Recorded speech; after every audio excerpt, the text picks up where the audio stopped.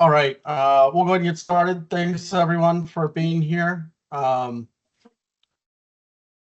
Today's webinar is going to be hosted by CEO founder Reese Watt, creator of ActionFlow.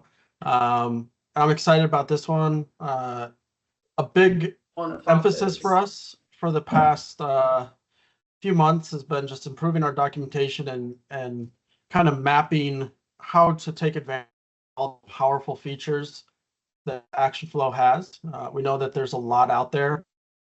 Get easier and better for you all to take advantage of all those powerful features. So Reese and others have put a lot of work into mapping out that whole process for you. And so hopefully today he gives you a good handle on how to use all the features in ActionFlow to tame the beast that is inventory. So with that, Reese, take it away. All right, thank you, Kyle. Yeah, so Tame the Beast, inventory best practices in ActionFlow. I'm sure you all know that inventory can be just a huge thing to take care of. And so we're going to talk about that. And by this photograph, that's actually our own Kim Davis in that photograph. This was taken at a recent on-site client training visit. We took that photograph, so it really works. So here's what I'm going to talk about: serialized inventory and non-serialized inventory. Almost all of this will be about serialized inventory, and almost all of it will be about slabs. Serialized just means there's a serial number. That's the best way to think of it.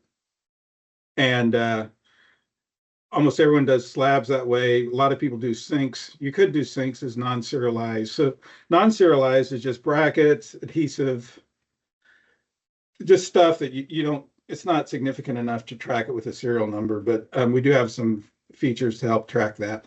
So within the serialized, we're going to talk about our slab processing best practices. And there's a new document we created that I'm pretty excited about. Kind of is an overall summary of what we recommend as best practices, and it's interactive with links to our other documentation, and I'll show that. But I'm going to go on an overview there. This topic is just so big that we can't cover it all in one seminar or one webinar. So I'm going to kind of just go through it all at a high level. I'm going to cover a few things on ordering slabs and our slabsmith integration and slab reconciliation. So I will go into detail on a few of our newer things, but really for none of this seminar isn't going to be able to give you enough information where you could go out and actually implement these things. But if you've been clients, and you've come on board and implemented inventory over the past few years, there's a good chance we've added new stuff since you came on board. And so a lot of what I'm talking about is kind of I just want to summarize where we are, what tools we have. And if you see something that's intriguing that you want to take advantage of, then you could follow up with your account manager and ask to dive in more deeply to that. So there'll be some details, but yeah, this isn't enough for you to know how to use this stuff, but it's meant to be just kind of tell you where we are. So best practices overview. This document on the left is something we created in Grace here at ActionFlow. I gave her a spreadsheet, and she did a lot of work to put it in that format, and I think she did a great job. I'm going to spend some time going through that. And you can see down at the bottom, there's actually a link, and I think we're going to put that in the chat window, so you can actually get to this on our support site, on our knowledge base. But so the green boxes on the left are the steps. And then we have actions. And action, the word action is used in a lot of different scenarios, but in ActionFlow, it's has a very specific meaning as a step as part of our processes. So I've got just a screenshot of our process design screen, and the actions are in there. So we do have sort of recommended actions that we suggest as part of your processes, and you may call, those all get configured for each client. So they may be called something a little different for you, but yeah, these are the ones we recommend that apply to inventory.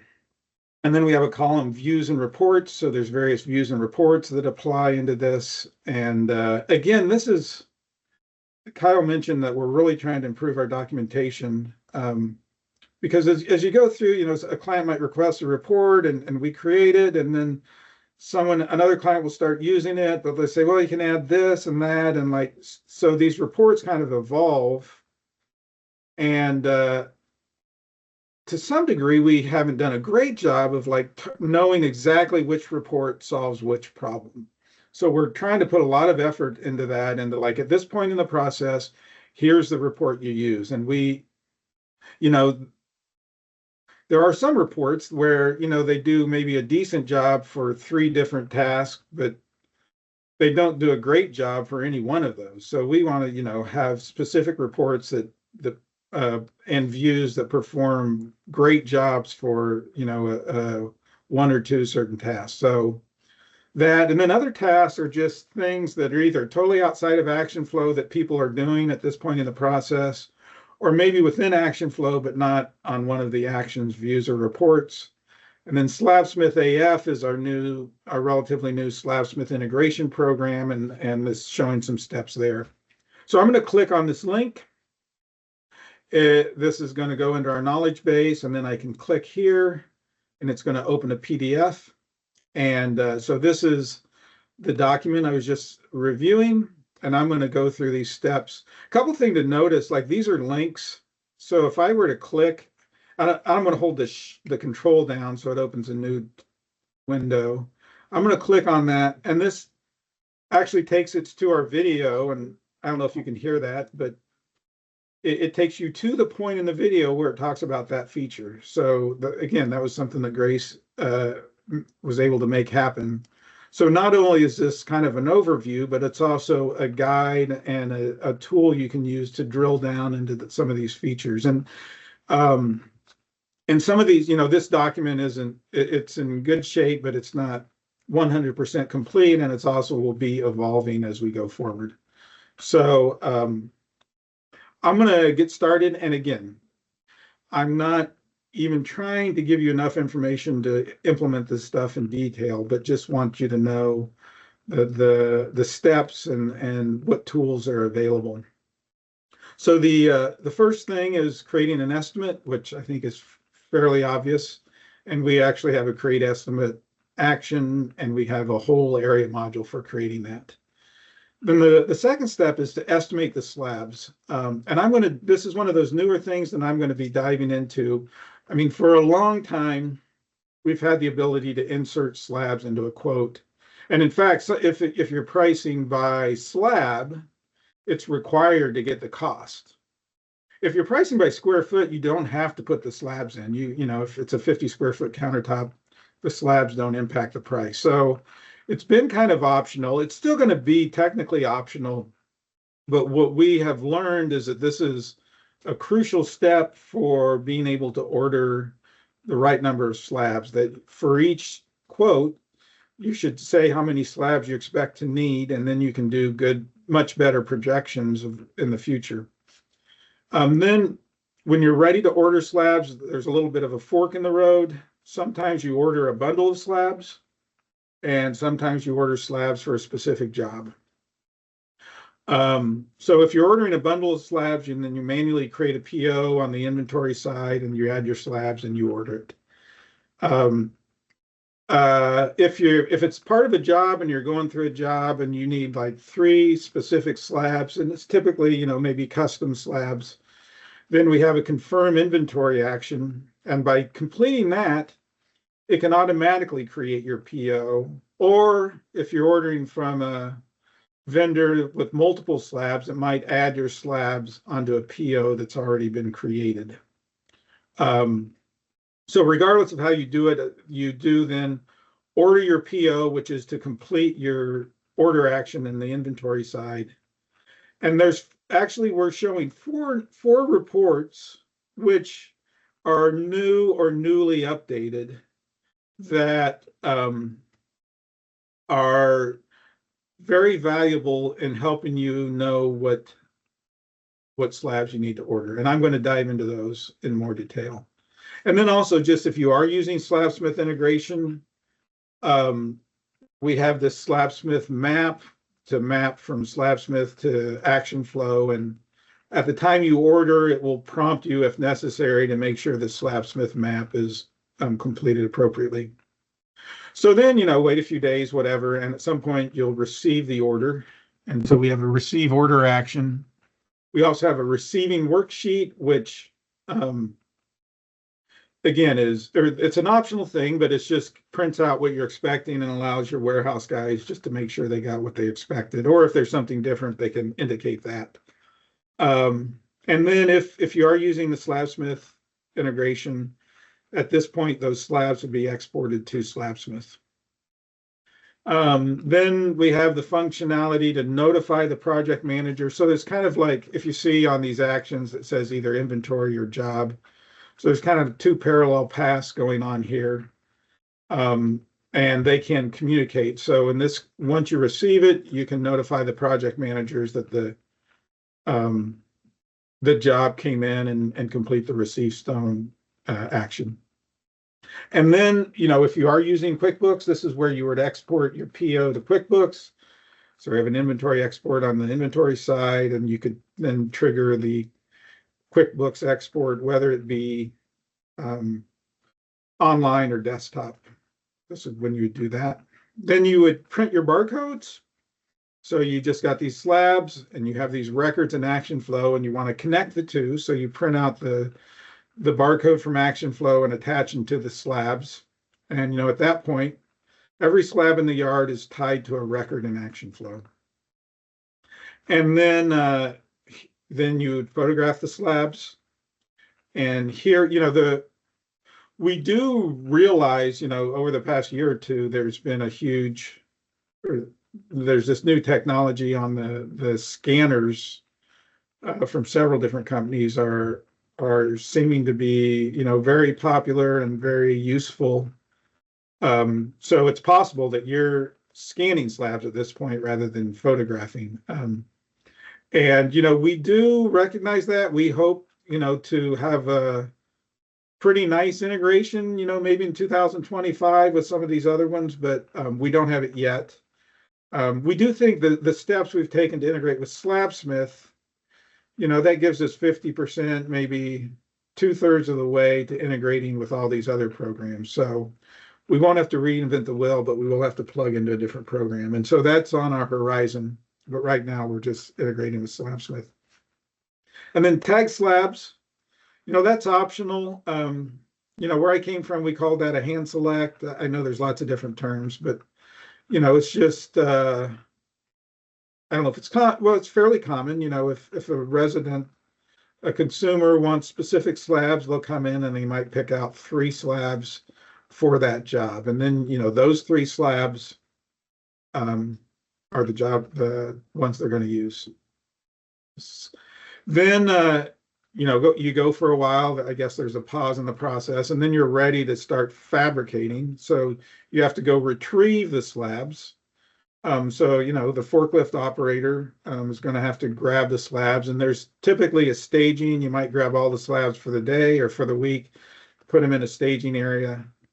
And this is sort of in process, this inventory data for upcoming jobs. We do want a good report that makes it clear which slabs need to be staged today and or for the upcoming week. I've heard some fabricators I think do that a day at a time, but I think some who might go out and try to grab all the slabs for the week. And then if you're using Slabsmith, you can consume a slab. You do the programming, you lay it out, and once you got the layout, then you mark it as consumed. And I'm going to dive into this a little bit more. And then typically, it's possible Slabsmith can create the remnant automatically. So they could consume it and create the remnant. And if that happens, you at least send a candidate remnant to ActionFlow. This SlabSmith program will send a remnant over to ActionFlow. Now here you see, like I say, Fabricator 1 and Fabricator 2. Like here's another fork in the road. And you'd probably, as a fabricator, you'd pick one or the other of these. Gets just a little complex, but I'll try to be clear. The programming step and the layout would typically happen 2 or 3 days, or I don't know, at least a day, probably before you're actually cutting it. So even though you might want to mark that as consumed in SlabSmith, it doesn't actually get consumed that day. So that's one problem, like in terms of reconciling your remnant. If you consume it, it's not really consumed then. So it's still out there in inventory at that point. And then the other possibility, like if you do pick a specific slab, we're going to use this one. That's not necessarily the slab that's actually getting cut. Especially in a quartz scenario, you might have 20 slabs out there and you don't really care which one you use. So you might consume a specific one, and then depending on your rack layout, if you're sending your forklift guy out to get a specific slab, he could try to go 4 deep, and that could be cumbersome. I know some clients have had consider that to be cumbersome. So, in a perfect world, if you didn't care which slab you're going to use, it's better to wait until you get to the saw. So when you know exactly which slab got used, the guy pulls it on the saw and looks at the tag, and he knows exactly which slab got cut. So we tend to recommend that you wait until the slab gets cut and then you mark it as used in ActionFlow. That works better for reconciliation purposes. And then at that point, if you're not even using SlabSmith, you can create a remnant, or if you are using SlabSmith, you might just confirm that the remnant that came over is the right one. So, at that point, if you do a reconciliation, that slab will be out of inventory, and it works pretty well. Now, the other possibility, though, is to consume it up here and then have SlabSmith automatically mark the slab as consumed in ActionFlow. And there's some advantages there, is that it's automatically getting updated in ActionFlow. But again, it might be getting updated as used 2 or 3 days early. And it's possible that when, for various reasons, that's not actually the slab that gets cut.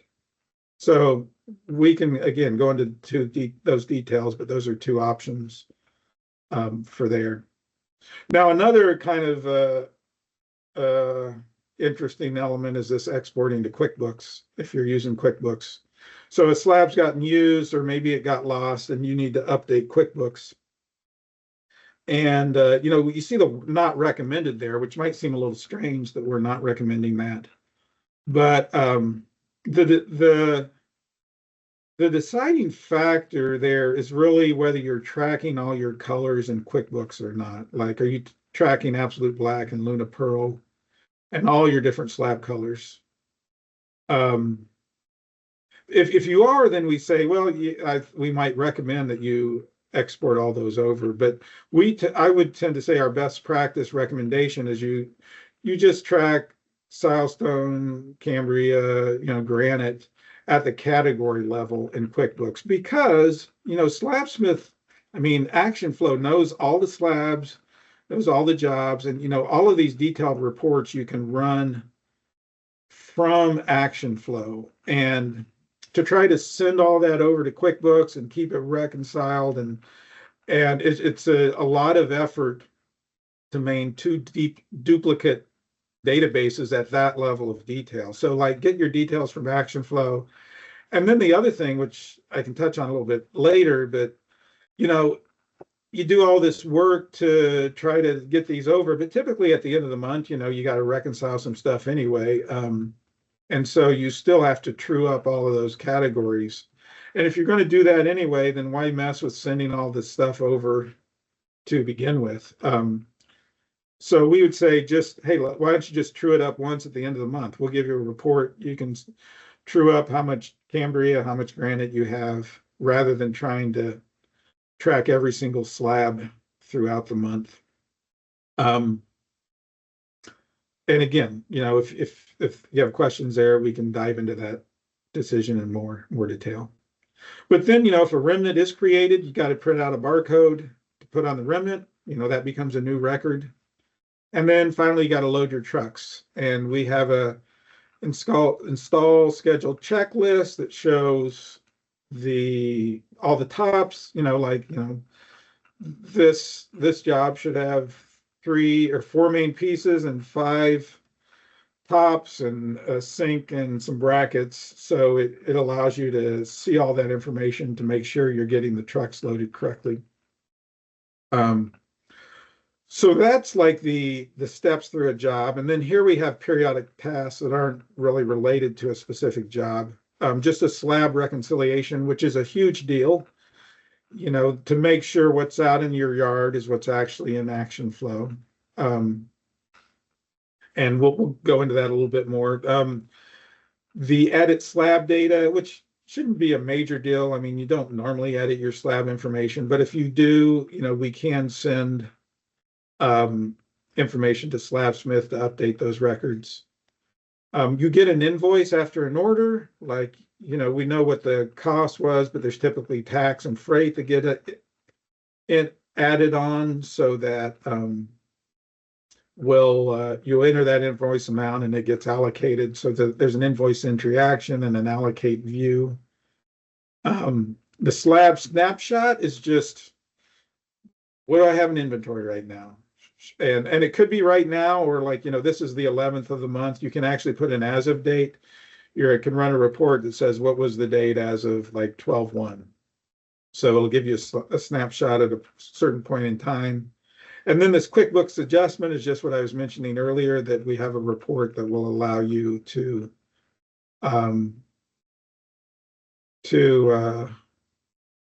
adjust your classes for any certain period for the changes that happened.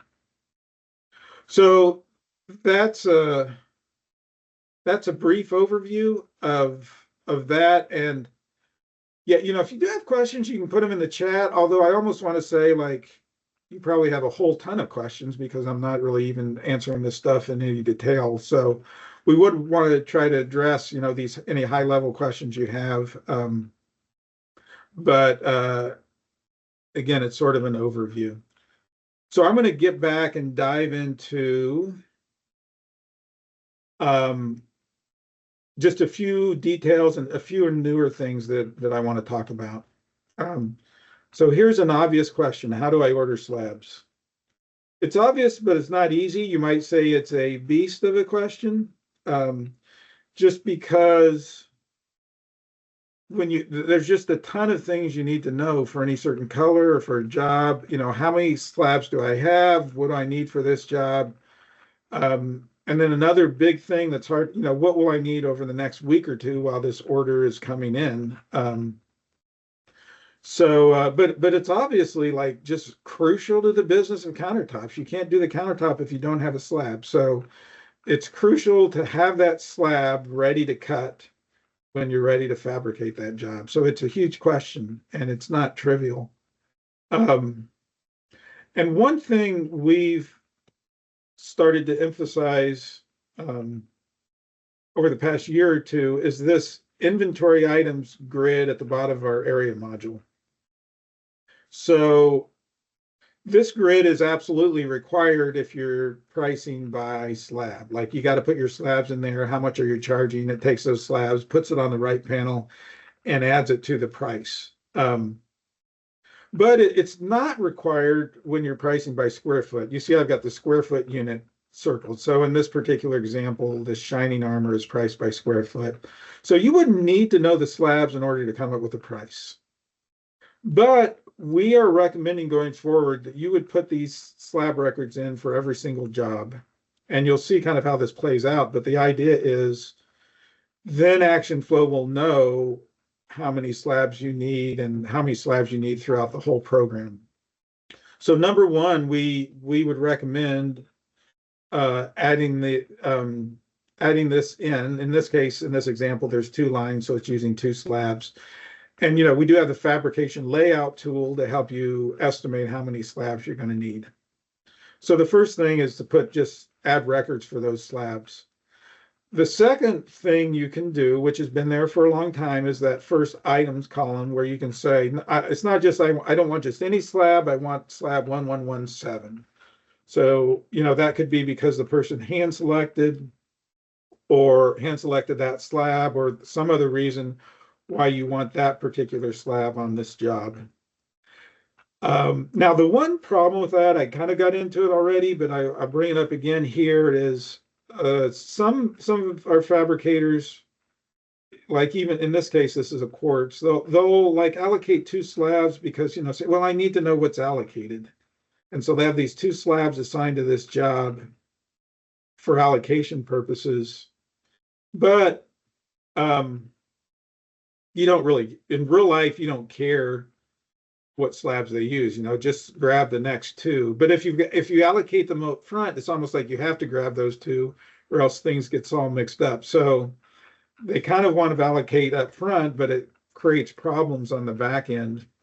So, based on the tools we have now available, you shouldn't, if you're doing those allocations just to keep track of how many slabs you have, don't do that anymore. Only pick a specific slab if that really is a slab that has to be used on this job. The other column I have circled there is a pretty new one. It's called a requested lot number. When you bring you might bring 20 slabs in and they're all part of the same lot number. So you can, at the time you import the slabs, set the lot number for those slabs. And then when you're assigning slabs here, you can say, I don't really care which particular slab, but I do want it to come from this lot number. So that will show you all the lot numbers, in this case of shining armor, what are the lot numbers out there for this? And you can say, rather than saying, I need this particular slab, just say, I need it to come from this lot number. So our best practices recommended going forward is you put those lines in there for each slab on every job. The second possibility, if you know the specific slab, you assign that. The third possibility is if you know the lot number, you can assign that.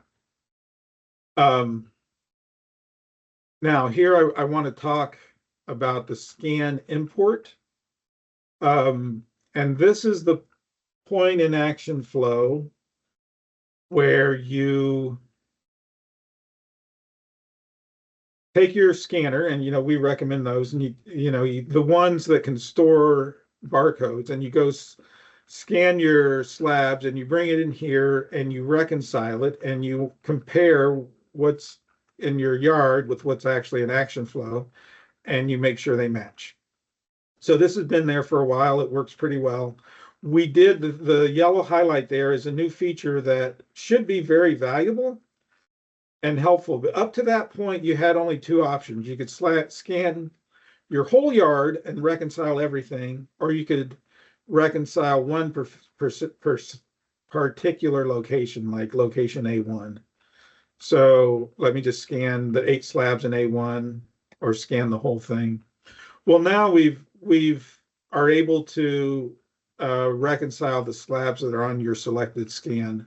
So this data is, you wouldn't do just 3 slabs there, but you see 3 slabs in locations A1.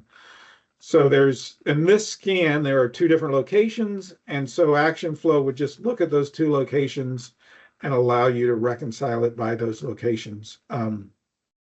If there were 5 or 10, it doesn't really matter. You can do a chunk, and ActionFlow will then look at that chunk you scanned. And, I think it's obvious, but this is just kind of crucial, garbage in, garbage out.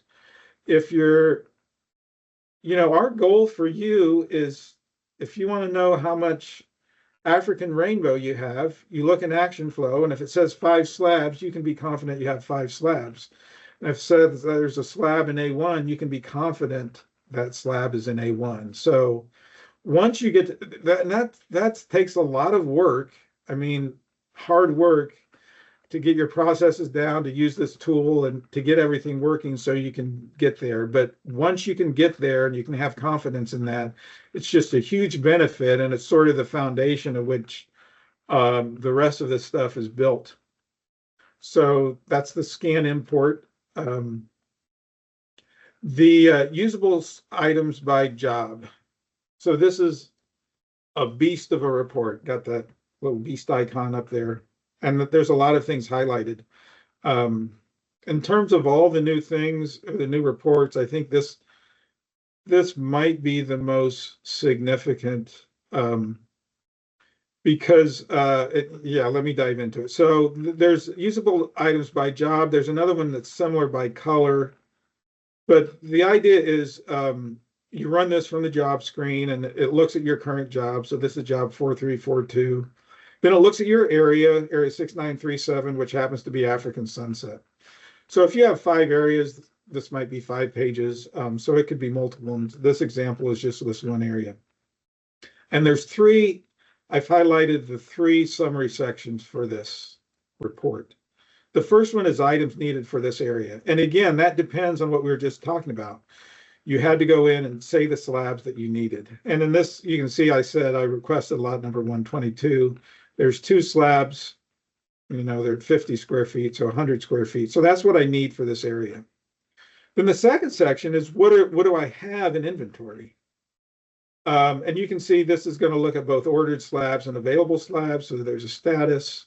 So what's coming in, what's in there. Then, if they've been tagged already, so they're allocated to another job, size, and so on. And then also the lot numbers, like again, I have some in lot number 122. One of those is tagged, so that one's not really available.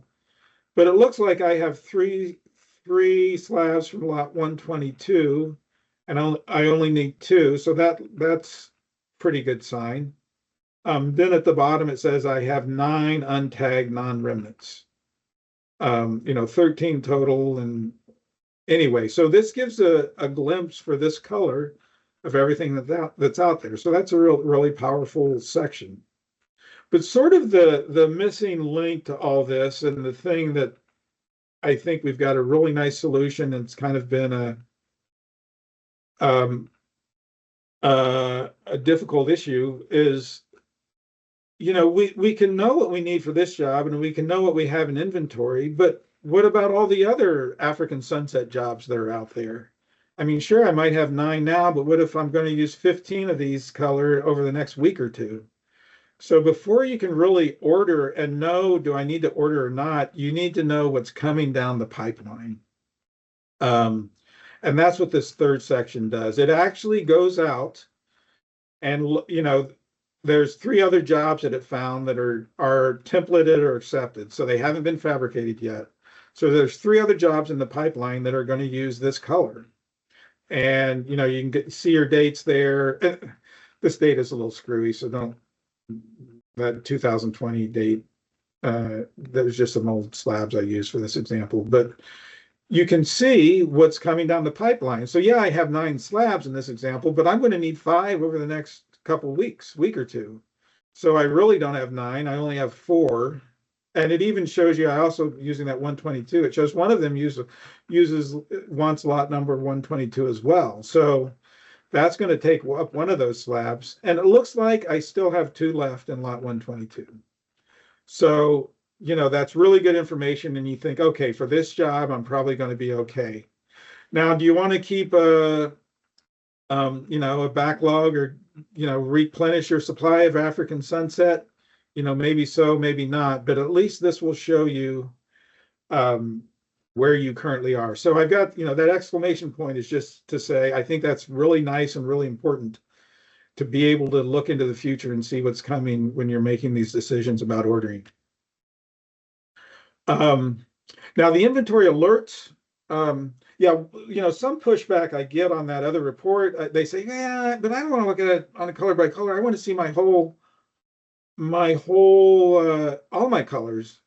And to some degree, we have this inventory alerts.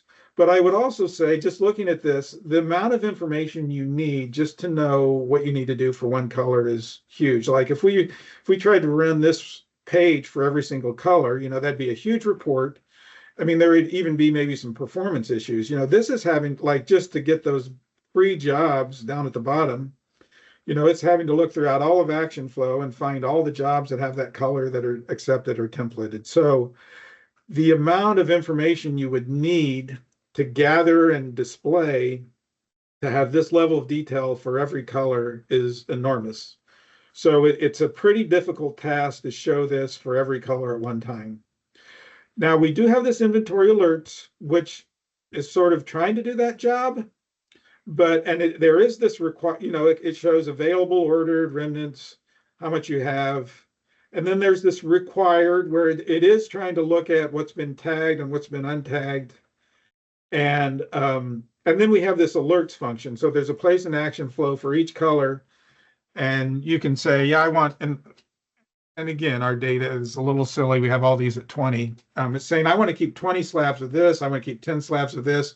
And when I drop load that threshold, I want a warning, or I want it to show up in this report. So probably the best example to look at is that very last one, that shining armor, where it says, you have 79 full slabs. You have 3 on order, 10 remnants, 92 total. But, one of those is tagged and 4 of those are required based on the slab usage. So 92 minus 5 is about 60, 87. I want 20 in surplus. So it says I want 20 at my alert level. So it's saying I have a surplus of 66. So that's the idea, is you say, it shows you what you need, at what level you're going to be alerted, and then your surplus over that alert. So this is currently sorted by surplus, the ones that are farthest below the alert level you'd like to keep. So this is a valuable report, but again, we still, on that shining armor, we still don't see all the details behind that. We don't know when those jobs are being templated and all that. So this isn't really, I don't think this is sufficient. I mean, unless you have, like a quartz thing, and you say, yeah, we always want 50 of these slabs, and when we get below 50, we're going to order some more, and you don't really care, you're just going to keep that level on that. This could be helpful, but generally I would say this should be enough to trigger you to do some more advanced investigation into a color. So you look at this, oh, it looks like we're getting a little short. Then you go to that other report and look in detail on that color. So that's the inventory alerts, kind of a high level view of where you are. This is a brand new view. Oh, Reese, Yeah. there is a question. There's a hand raised from somebody. Looks like Division 9 has a Okay. question, hand raised. Oh, hi, it's Tara and Jason. Hi, Reese. Hey, Jason. Question for you. I think it was a slide or two before, you were talking about the usable inventory items by job. Yeah. And under, you had the lot number highlighted. We had a question. Is that's the lot number for the particular slab, or the lot number of, say, the job site? That is of the slab. Okay. And if you look there in the middle, the yellow 122s in the middle section, you also see like a vendor item number. Correct. It's typical, with like the item number is specific to the slab. And in this example, I use 122 as the first part of the item number, and then a different number after that. So yeah, a vendor item number is specific to a slab, but a lot number might be applied to a whole bundle of slabs. So, but yeah, the lot number applies to the slabs and not the job. Okay, thank you. Yep.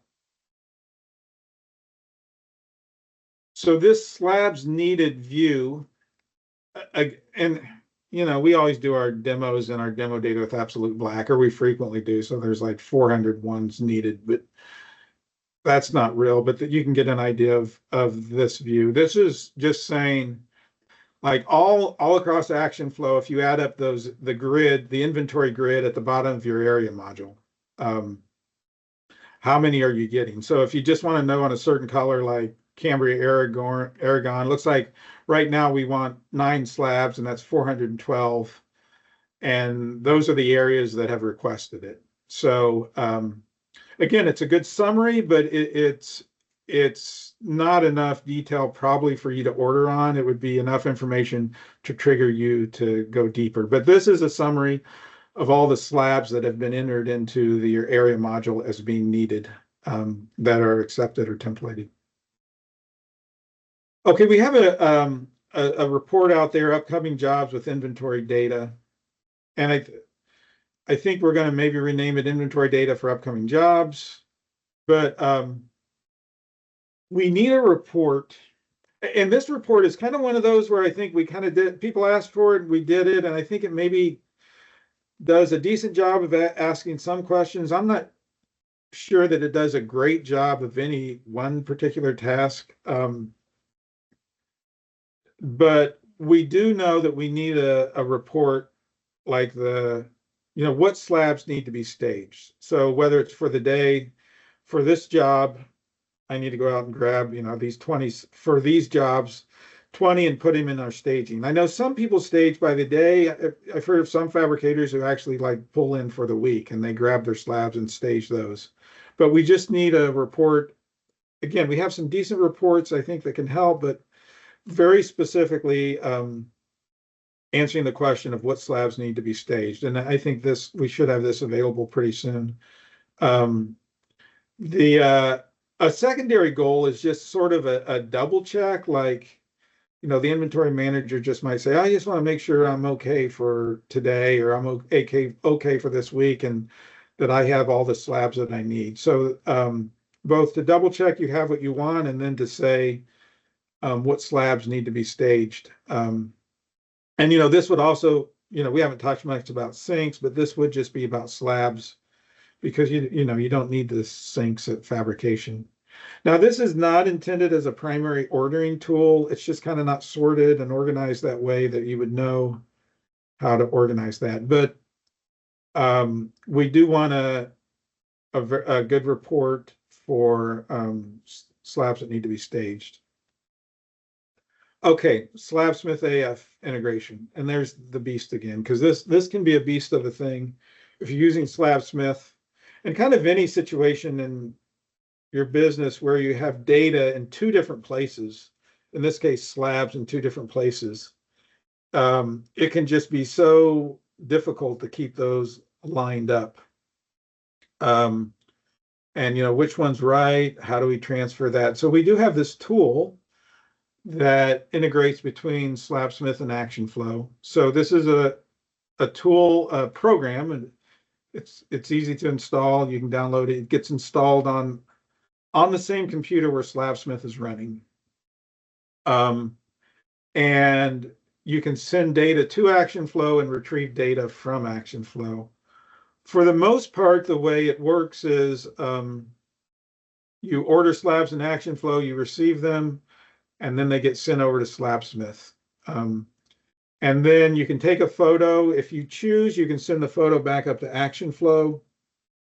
And then we kind of mentioned it already, but I don't know if you see there, kind of right in the middle, it says, after consuming slabs, what do you want to do? And we're saying don't update the ActionFlow status, because that consuming typically is done by the programmer at the time he does the layout, and that's not really when it's consumed. So we're saying don't update ActionFlow status to used yet. Yeah, you can consume it in Slabsmith, but don't update it to used yet. Or if you want, you can say, yeah, right when I consume it, I want to go mark that as used in ActionFlow. So both of those are possibilities. Again, there's a lot to talk about there. But it's a nice tool, and we've been refining it, and it's working well at this point.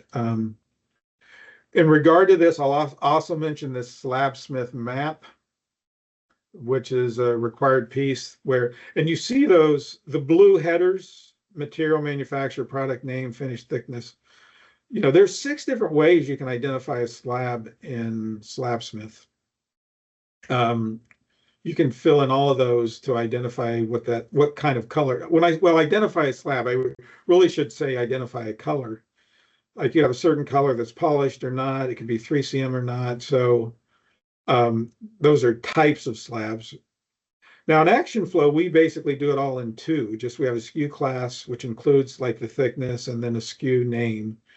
And so you can kind of think of this as a Spanish to English dictionary, like where Slabsmith is Spanish and ActionFlow is English. And we need to, because slabs are going back and forth, we need to have an entry where we can look at and say, if it's this in Slabsmith, we need to set it to this in ActionFlow.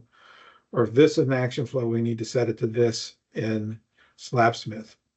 When we're getting it set up, we can create all this and set a lot of these by default. And then as you're adding new slabs, new colors, this gets updated pretty much automatically. But it is there is typically, you know, data isn't very clean and they might be called something different in Slabsmith versus ActionFlow. So it does take a little effort to get this set up initially. But that's the Slabsmith map. And then the last thing is just non-serialized inventory. So this is if you want to track your brackets, caulk, tile pieces, or you know, anything where you're basically just looking at a quantity. So in this screen, it says in our brackets, we have a 12-inch bracket and we have a quantity of 108, and we got a 65 of the LC brackets. And then on the right side, you can see where they're all been used. So we have a way to, you know, increase them when you buy more and then use them as they're used. And then we do have a non-serialized snapshot. I don't think I even had a screenshot of our serialized snapshot, but it's fairly similar. So it's just, you know, sorted by class, and it's showing all of the non-serialized items in your inventory at any one point.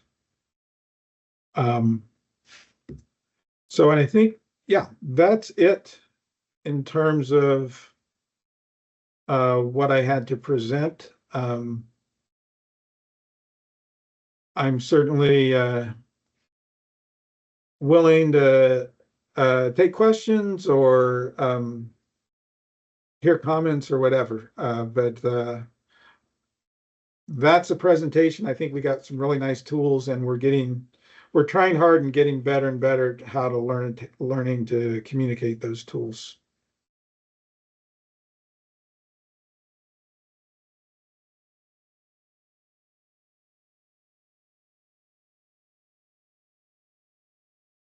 Leave it open for another minute of questions. We'll also send out the recording of this to you, so you'll have this to go back and reference and find it on our website.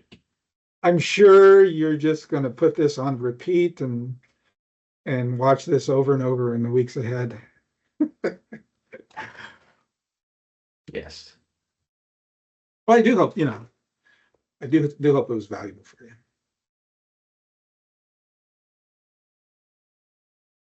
All right. I think that's it. Thank you, Reese. Thank you for coming, everyone. I think we'll end it here, but have a great holidays if we don't hear from you. All right. Bye. Thank you all.